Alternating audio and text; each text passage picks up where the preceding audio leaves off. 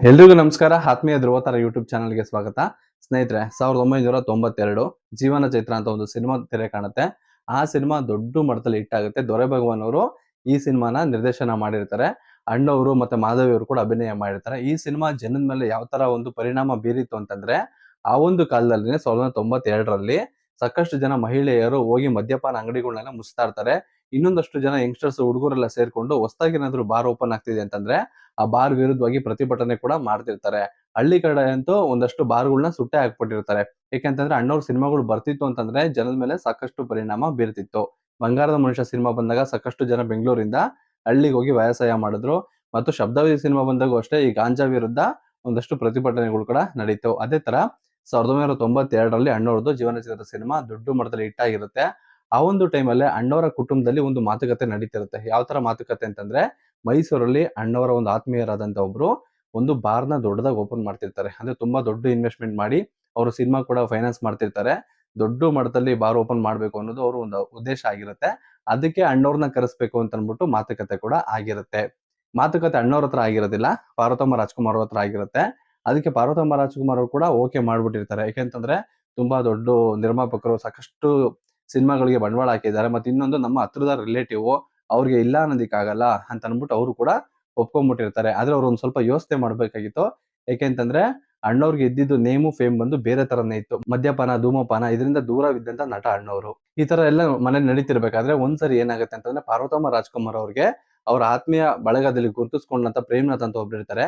ಅವ್ರು ಬಂದು ಹೇಳ್ತಾರೆ. ಯಾವ ತರ ಅಂತಂದ್ರೆ, ಅಣ್ಣವ್ರ ಕೈಲಿ ಇದನ್ನ ಮಾಡಿಸ್ಬೇಡಿ. ಯಾಕೆಂತಂದ್ರೆ ಅಣ್ಣವ್ರಿಗೆ ಬೇರೆ ತರ ಹೆಸರಿದೆ. ಈ ಸಿನಿಮಾ ಬೇರೆ ಈಗ ದೊಡ್ಡ ಮಟ್ಟದಲ್ಲಿ ಹಿಟ್ ಆಗಿದೆ. ಜನ ಎಲ್ರು ಕೂಡ ತಪ್ಪಾಗಿ ತಿಳ್ಕೊತಾರೆ. ಯಾವ ತರ ಅಂತಂದ್ರೆ, ಈ ಹೊಲನೇ ಇದ್ದು ಬೇಲಿನ ಮೇಯ್ತು ಅಂತಾರಲ್ವಾ, ಆ ತರ ಆಗ್ಬಿಡುತ್ತೆ.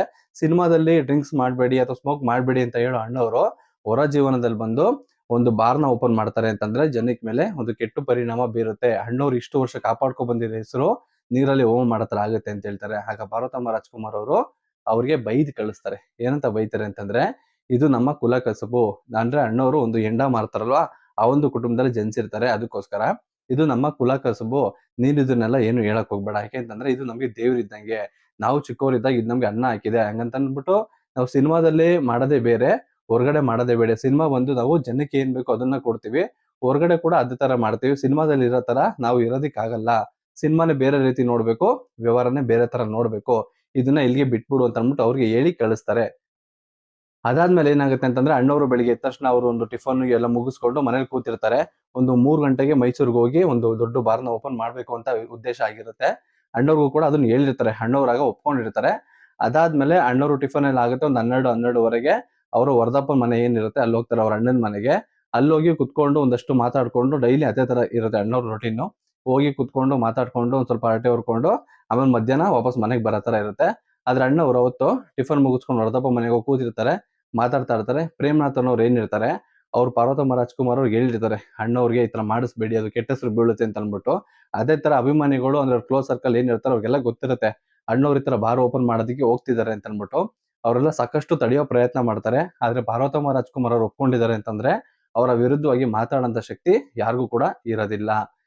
ಇನ್ಕ್ಲೂಡಿಂಗ್ ವರದಪ್ಪ ಅವ್ರಿಗೂ ಸಹ ಆ ಶಕ್ತಿ ಇರೋದಿಲ್ಲ. ಏಕೆಂತಂದ್ರೆ ಗಂಡ ಹೆಂಡತಿ ಸಂಬಂಧ. ಈಗ ಹೆಂಡತಿ ಯಾವ್ದಾದ್ರು ಒಂದು ವ್ಯವಹಾರನ ಒಪ್ಕೊಂಡ್ ಬಂದಿದ್ದಾರೆ ಅಂತಂದ್ರೆ ಅವ್ರ ಗಂಡಂಗೋಸ್ಕರ ನಾನ್ ಅದ್ರಲ್ಲಿ ಮೂಗ್ ತೂರ್ಸಿ ಏನಾದ್ರು ಹೇಳಿದ್ರೆ ಅದು ತಪ್ಪಾಗತ್ತೆ. ಅಥವಾ ಅವರಿಬ್ರು ಮಧ್ಯೆ ನಾನು ಹೋಗೋ ತರ ಆಗುತ್ತೆ. ಹಾಗಾಗಿ ಏನು ಕೂಡ ಹೇಳೋದಿಲ್ಲ. ವರದಪ್ಪ ಅವರು ಸುಮ್ನೆ ಆಗ್ಬಿಡ್ತಾರೆ. ಏನಾಗುತ್ತೋ ಆಗ್ಲಿ ಅಂತ ಅನ್ಬಿಟ್ಟು. ಆದ್ರೆ ಅಣ್ಣವ್ರು ವರದಪ್ಪ ಅವ್ರ ಮನೆಗೆ ಹೋಗಿ ಕುತ್ಕೊಂಡು ಒಂದ್ ಅರ್ಧ ಗಂಟೆ ಮಾತಾಡ್ಕೊಂಡು ಕೂತಿರ್ಬೇಕಾದ್ರೆ, ಪ್ರೇಮ್‌ನಾಥ್ ಅನ್ನೋರು ಅಣ್ಣವ್ರ ಆಪ್ತ ಬಳಗದವರು ಅಣ್ಣವ್ರ ಹತ್ರ ಬಂದು ಹೇಳ್ತಾರೆ.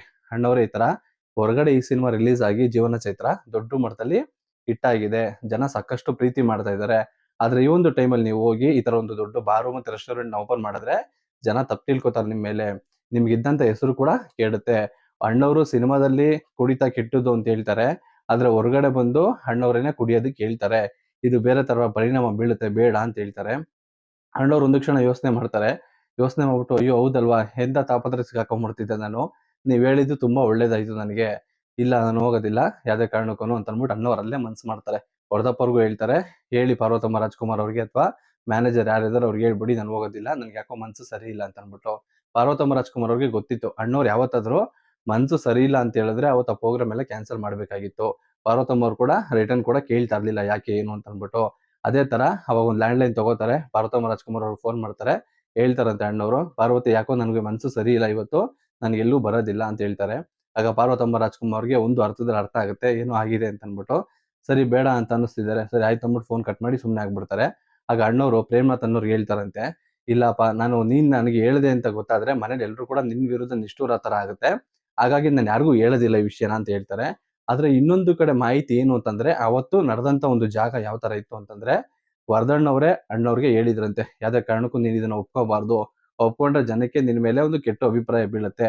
ಯಾಕಂತಂದ್ರೆ ಇಷ್ಟು ದಿನ ಜನ ನಿನ್ನ ತುಂಬಾ ಫಾಲೋ ಮಾಡ್ತಾರೆ, ನಿನ್ನ ತುಂಬಾ ಇಷ್ಟ ಪಡ್ತಾರೆ, ನೀನ್ ಏನ್ ಮಾಡ್ತೀಯ ಅದನ್ನೇ ಅನುಕರಣೆ ಮಾಡ್ತಾರೆ.